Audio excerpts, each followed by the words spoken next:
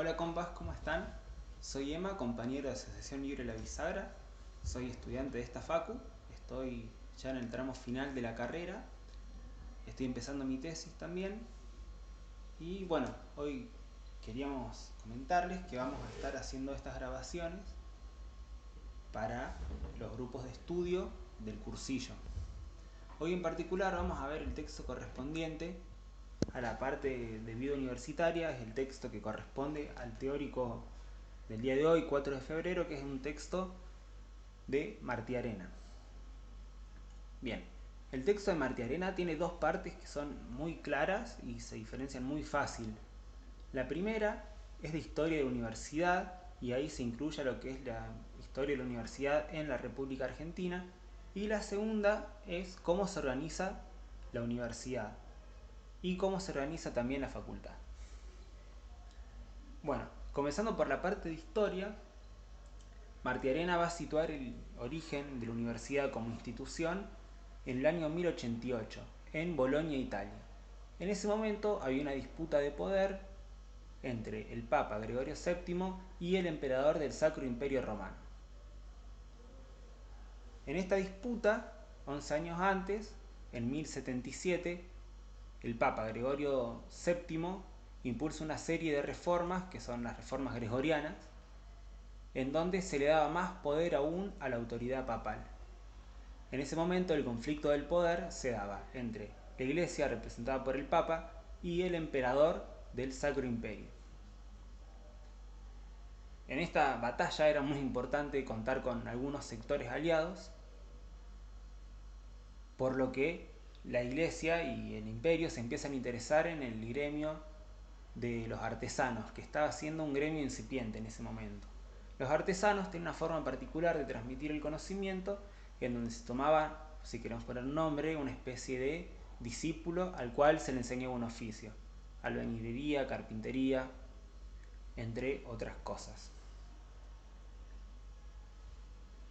La universidad nace con el apoyo de la Iglesia en el año 1088, como ya dijimos, en Bolonia, Italia, y juntaba de alguna forma a estos nuevos gremios, nuevos actores sociales que estaban emergiendo.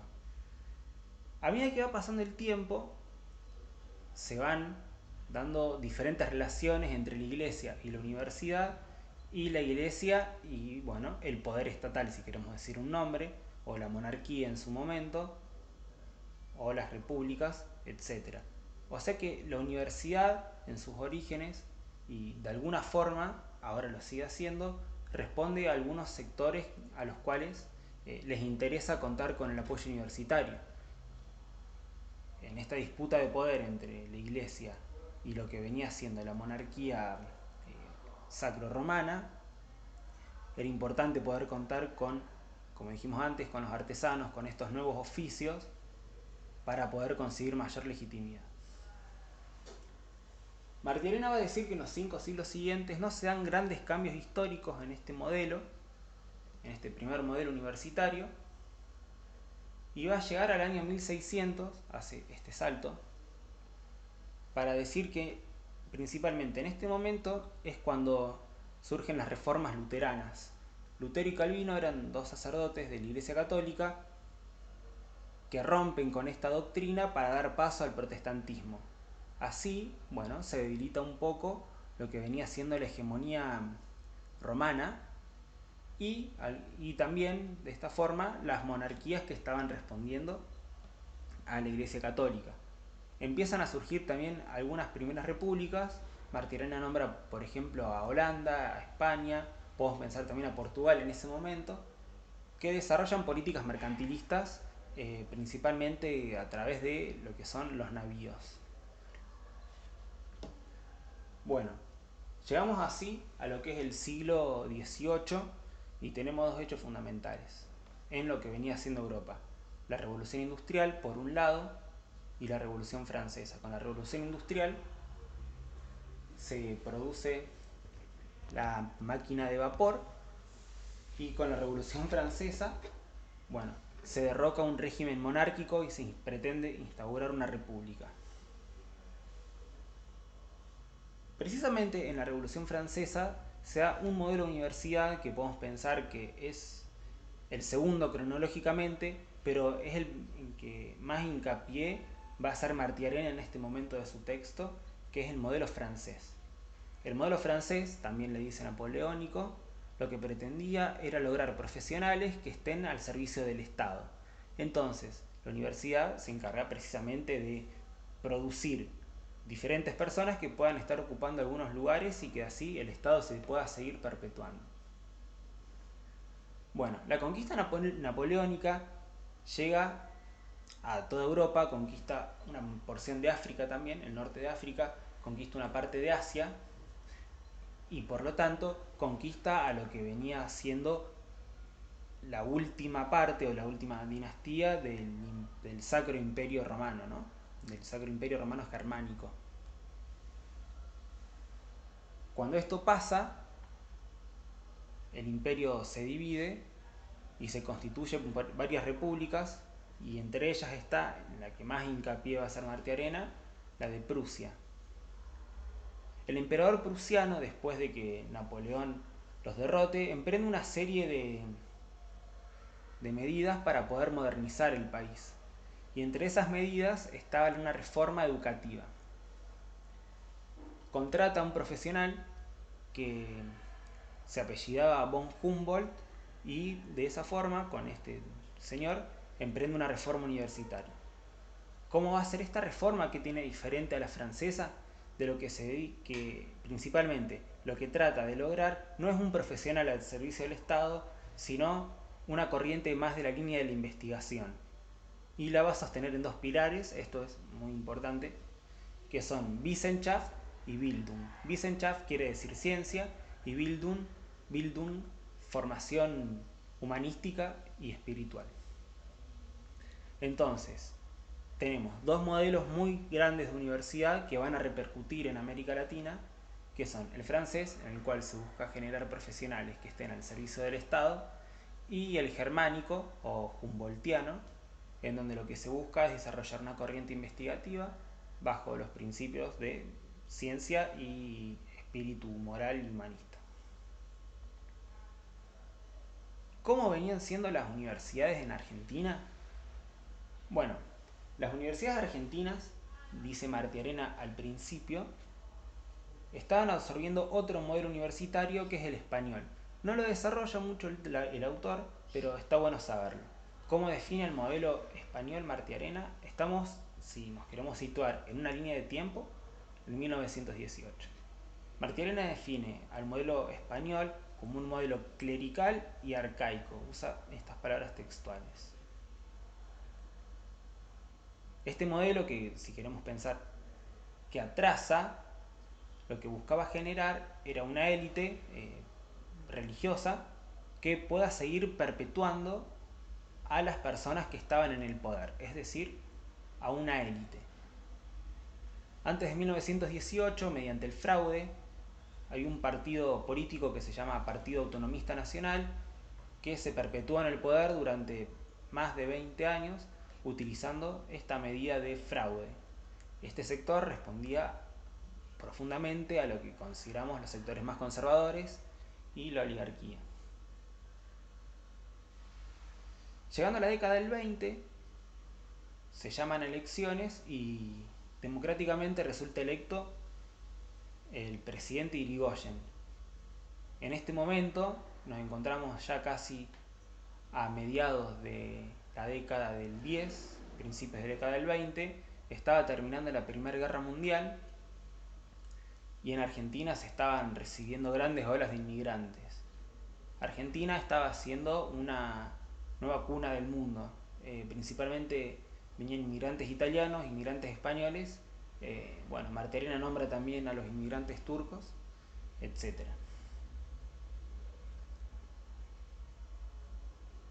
Con Irigoyen, estas personas que estaban viniendo desde Europa, que estaban inmigrando y escapando de la guerra, encuentran mejores condiciones de vida de lo que venía haciendo en Europa.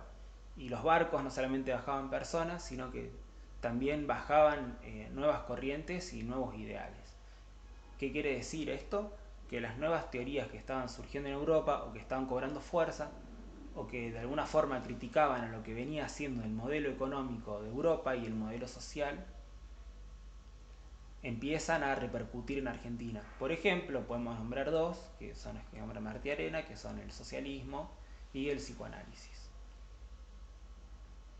¿Qué pasa con la universidad en este contexto?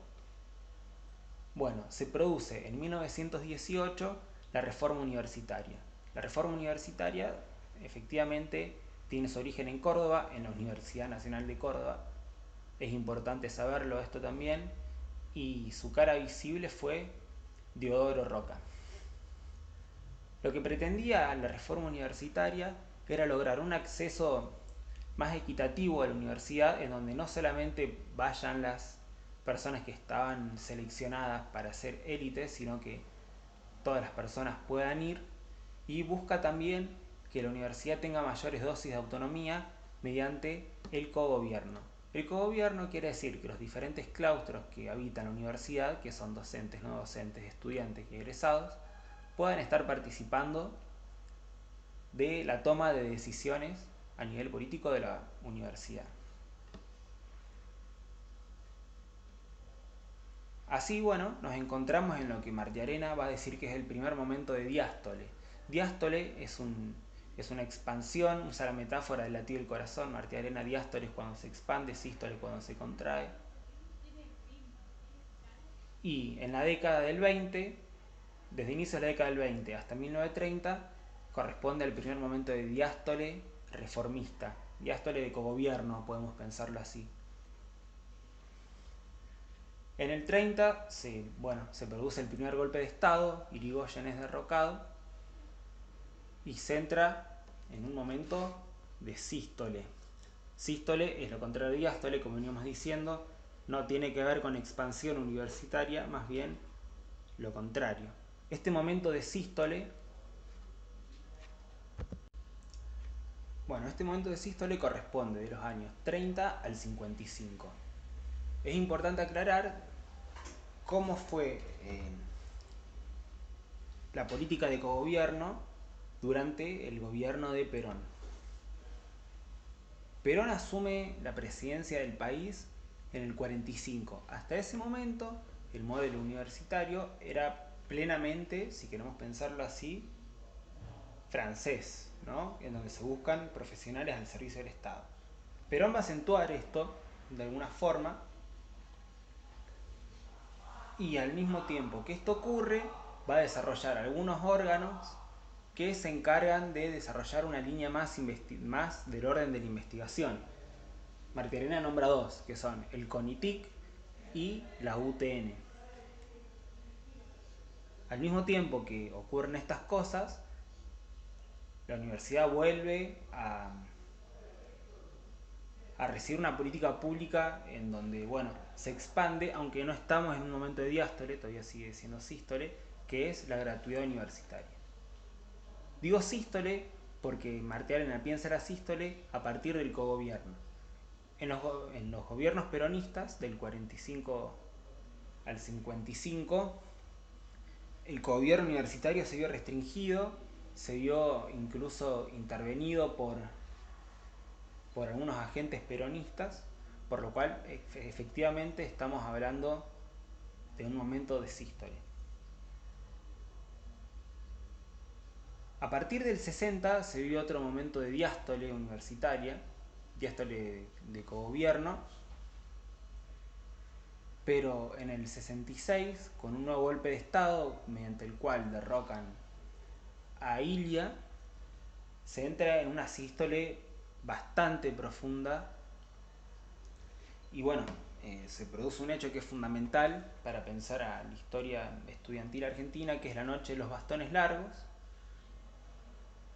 Y a partir de ese momento muchos docentes universitarios dejan el país, muchos estudiantes también dejan sus carreras y se produce una fuga de cerebros. ¿Qué quiere decir esto? Que docentes e investigadores se iban del país en búsqueda de mejores condiciones para poder seguir trabajando. Este periodo de sístole va a continuar hasta el 73. Y bueno, ahí es importante aclarar que Perón vuelve a ser presidente, se produce otro momento de sístole y en el 76 se produce la última sístole que Martiarena dice que casi llega a un paro cardíaco, que va del 76 al 83, eh, en un golpe de estado en donde se derroca a Isabel Perón, que era la vicepresidenta de Juan Domingo Perón, vale la redundancia. Y bueno, este grupo de oficiales desapareció desapareció a 30.000 personas, restringió todos los accesos a la universidad, incluso nuestra misma facultad tuvo cerrado su ingreso por 2 años, recién se reabre en el 78. Siguiendo hablando de la facultad, muchos estudiantes de psicología fueron detenidos, incluso el presidente del centro de estudiantes en ese momento estuvo detenido y fue torturado en La Perla. Y bueno, básicamente casi que desaparece la universidad en términos de cogobierno. Este momento dura hasta 1983, del 76 al 83. Y bueno, después de la última dictadura, asume Alfonsín, se recupera la democracia, pero el cogobierno universitario no volvió a ser nunca el mismo. ¿Qué quiero decir con que el gobierno no volvió a ser nunca el mismo? Con que actualmente dialogan posiciones, si queremos pensarlo, diastólicas y sistólicas, es decir, que conviven en la universidad estas dos corrientes. Entonces, podemos delimitar dos periodos de diástole, que son del 20 al 30 y del 60 al 66, y tres momentos de sístole, que son del 30 al 55, del 66 al 73 y del 76 al 83. Bueno, la historia argentina sigue, el texto de Martiarena llega hasta los 90 y nombra un hecho muy importante para lo que es la universidad, que es la creación de la Ley de Educación Superior, la LES. El número de ley, esto también es importante, es la ley 24.521. La ley lo que busca hacer es regular el funcionamiento universitario, yendo en contra de la autonomía de la institución y bueno, crea un órgano especial que es el que se encarga de observar y evaluar las universidades, que es la CONEAU, la Comisión Nacional de Evaluación y Acreditación Universitaria. Efectivamente estamos hablando de que se atenta contra la autonomía universitaria por medio de estos órganos. ¿Qué es la autonomía universitaria? Es el derecho de las universidades de poder tomar las decisiones que corresponden para dentro de sí mismas en lo político. La autonomía es es un gran pilar. Martiarena nombra el otro también, que es la autarquía, que corresponde a la capacidad de tomar sus propias decisiones también en lo económico. La autarquía es en lo económico lo que la autonomía en lo político. Así podemos cerrar un poco lo que es la historia de la universidad y ahora podemos hablar de cómo se organiza la universidad. Bueno, la universidad tiene diferentes unidades académicas dentro suyo, que son las facultades. Y las facultades tienen dos tipos de autoridades. Vamos a ver que la universidad también, pero vamos a ir de la facultad a la universidad. En la facultad hay un órgano colegiado y un órgano unipersonal. El órgano unipersonal es en nuestro caso la decana, que cumple las funciones, podemos pensar como quien sería un director o directora de una escuela secundaria. También es importante saberlo, es quien preside el HCD. Ya vamos a ver que ahora viene el HCD, que es el Honorable Consejo Directivo, es el órgano colegiado, es decir, de que está compuesto por miembros de los 4 claustros. En nuestra facultad, en particular, las estudiantes tienen 6 bancas estudiantiles, egresados tiene 2, no docentes 1 y docentes 9. La decana preside el consejo directivo es quien vota en caso de desempate. ¿Qué se presenta en el consejo directivo? Lo que se presentan son diferentes proyectos que son votados y tratados ahí mismo, como por ejemplo podemos pensar el régimen de estudiantes trabajadores, que bueno, llevó por ejemplo 4 años de discusión, salió en el 2017, se creó con diferentes personas que trabajaban en la facultad, con compañeros de distintos años también, y actualmente ese proyecto es un derecho que los y las estudiantes tienen para poder hacer su tránsito universitario. Por lo general, los proyectos que se trabajan en el consejo directivo corresponden solamente a la facultad y solo algunos se van a trabajar en el consejo superior. Ya vamos al consejo superior también. Es muy importante saber que las personas que integran el consejo directivo son llamados o se les dicen consejeros o consejeras. A nivel universidad, el órgano unipersonal de gobierno es el rector, o sea, el rector es a la universidad, lo que el decano o la decana a la facultad. También preside el Consejo Superior. El Consejo Superior es un órgano que también es de cogobierno, está formado por los 4 claustros, y acá el texto de Martiarena está un poco desactualizado, porque bueno, el Consejo Superior está formado así. Tiene 15 decanos y decanas, que son uno por facultad, 15 docentes, 10 estudiantes, 3 egresados y 2 no docentes. Y también el texto de Martiarena no lo dice, tiene representantes del Colegio Montserrat y del Colegio Belgrano. En el Consejo Superior se toman definiciones que son competentes a toda la universidad pública, a toda la Universidad Nacional de Córdoba,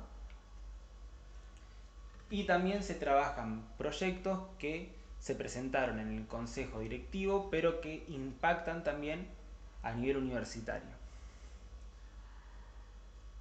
El otro órgano de cogobierno que hay a nivel UNC, además del Consejo Superior, es la Asamblea Universitaria. La Asamblea, es importante saberlo, es el máximo órgano de toma de definiciones a nivel universidad. Está compuesto por todos los consejeros y consejeras de todas las facultades, más todos los decanos, más el rector. Acá también el texto de Martiarena está desactualizado porque en las atribuciones que le da a la asamblea aparece la de la elección del rector o la rectora, pero eso se modificó por asamblea también y ahora se elige mediante votación directa.